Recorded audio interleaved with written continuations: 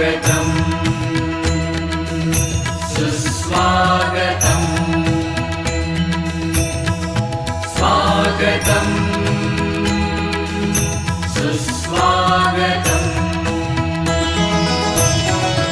आज विद्या मंदिरी या थोर आले पाहुणे, आज विद्या मंदिरी या थोर आले पाहुणे, स्वागताला गुंफलेले शब्द झाले चांदणे, स्वागताला गुंफलेले शब्द झाले चांदणे।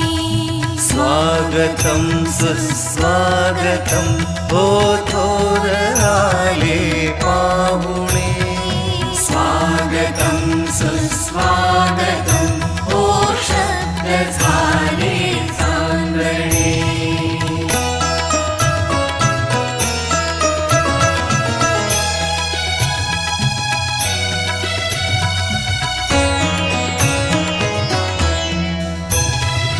राहू द्या आशीष तुमचा ज्ञान भक्तांसोबती, राहू द्या आशीष तुमचा ज्ञान भक्तांसोबती।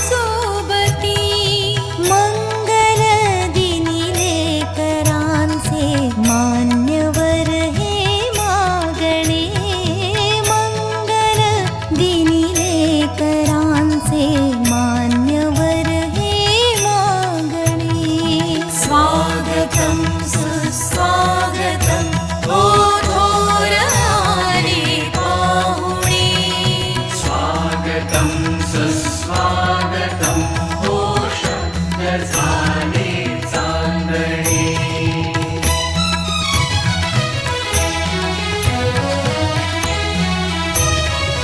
त्या गुरुजन पालकानो कौतुकाची थाप हो, त्या गुरुजन पालकानो कौतुकाची थाप हो। सोहळ्याचे स्वप्न आहे आपणाला जिंकणे, आपणाला जिंकणे, आपणाला जिंकणे।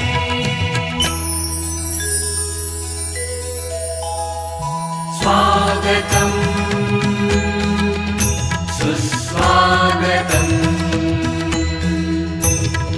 स्वागतम् सुस्वागतम् ओ देव आले पाहुणे, स्वागतम् सुस्वागतम् ओ शब्द झाले चांदणे। आज विद्या मंदिरी या थोर आले पाहुणे, स्वागताला गुंफलेले शब्द झाले चांदणी। स्वागतम् सुस्वागतम् स्वागतम्। त्याच्यामध्ये आपण 7.5 शाळा ही प्रामुख्याने घेतली. तर आपल्याला जी काही अपेक्षित शाळा जशी आहे, आता माझ्या डोक्यात पहिलं ज्यावेळेस मी जिल्हा परिषदला सुद्धा काम केलेले, त्यावेळेस मी वावेवरची शाळा पाहिली. तर मी तिथं पाहिलं की विद्यार्थी अक्षरशः विद्यार्थ्याला शिकवत होता, म्हणजे इतकं तो ट्रेन विद्यार्थी होता की मला जरा थोडंसं भारावून गेलं की बाबा विद्यार्थी एवढं ट्रेन आहे की शिक्षकांची सुद्धा गरज नाही का काय, अशी परिस्थिती त्या ठिकाणी होती. म्हणजे विद्यार्थी एवढे हुशार आहे की त्यांना म्हणजे 8वीचा विद्यार्थी हा 5वीच्या विद्यार्थ्यांना शिकवत होता, म्हणजे ही परिस्थिती होती. आणि शाळेचं स्ट्रक्चर सुद्धा इतकं सुंदर केलं होतं. म्हणजे त्याच्यामध्ये मी म्हणतो त्या शाळेचे शिक्षक जे होते त्यांनी हा पुढाकार घेऊन तो शाळेची रचना केली होती. आणि मला ज्यावेळेस मी आलो आणि हे सगळं ऐकल्यानंतर मला ती वावळावरची शाळा आठवली. कारण की तुमच्या शिक्षकांचं जे काही काम पाहतोय आपण CSRच्या माध्यमातून का व्हायना, तुम्ही जे आता काम करताय, ताईंनी मदत केली, आपल्या माजी विद्यार्थ्यांच्या माध्यमातून हे मदत करताय, म्हणजे सगळ्यांचं ज्या ठिकाणी आपल्याला मदत मिळत असेल तर अशा पद्धतीची मॉडेल आदर्श शाळा का होऊ नये असं मला तरी वाटतं. आणि त्या दृष्टिकोनातून आपण जर विचार केला, महानगरपालिकेच्या माध्यमातून आम्हाला जेवढा काही फंड द्यायचा असेल ते आम्ही देऊ. आता मला ज्यावेळेस माझं बजेट ज्यावेळेस मांडायचं असेल तर माझ्या पुढे ज्या काही शाळा आल्या त्यातली पहिली शाळा ही आहे. कारण की मी 20 लाख रुपये पहिला फंड मी 17.5 शाळेला टाकला. कारण की मला माहिती नाही, शाळेत येऊन गेलेलो आहे, मी जिल्हा परिषदला सुद्धा काम केलेलं आहे. आणि त्यावेळेस गोष्ट वाटतं की सगळे शिक्षक आणि सगळे शिक्षक इतर कर्मचारी अगदी मनापासून इथे काम करतात. तुमच्या साथीला आहे सगळे माजी विद्यार्थी आहेत किंवा स्थानिक माजी सरपंच आहेत, ॲडव्होकेट साहेब आहेत, खूप छान पद्धतीने सगळं काम करत आहेत. आमची जबाबदारी परंतु आमचं कर्तव्य तरी देखील आम्ही विसरणार नाही. काही अडचण आली अवश्य आम्हाला फोन करा आणि अशा समित्यांची बैठकी वगैरे करायचं इतर गोष्टींसाठी सुद्धा आम्हाला मनापासून आभार. मला आपण सांगितलं आहे ताईंनी पण बरेचसे मुद्दे छान प्रकारे मांडलेले आहेत. ताईंनी मुद्दा मांडला पोषक आहाराचा. तर मी आता शिक्षण समितीत सर होते, तिथे पण एक मुद्दा मांडला होता सेंट्रल किचनचा. तर मी अशाच एका शाळेत गेले होते, तिथं मी धान्य बघितलं, मटकी वगैरे होतं, तांदूळ होतं, खूप खराब क्वालिटीचं होतं.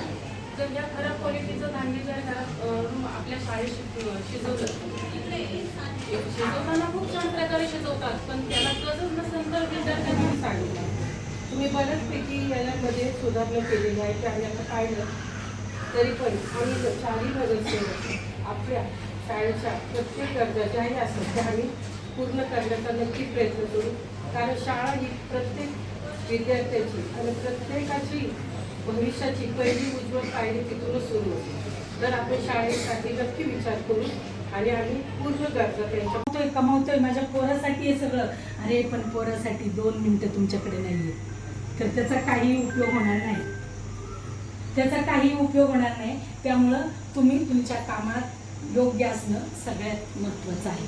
विद्यार्थ्यांना काय शिक्षण दिलं पाहिजे या बेसिक माणूस म्हणून त्यांना जगायला शिकवा आणि मग तुम्ही शैक्षणिक द्या. माणूस जर असा स्वतः चांगला घडला असेल ना तर या जगात तो काही करू शकतो. अजून एक सांगेल की जर माणूस दुसऱ्यासाठी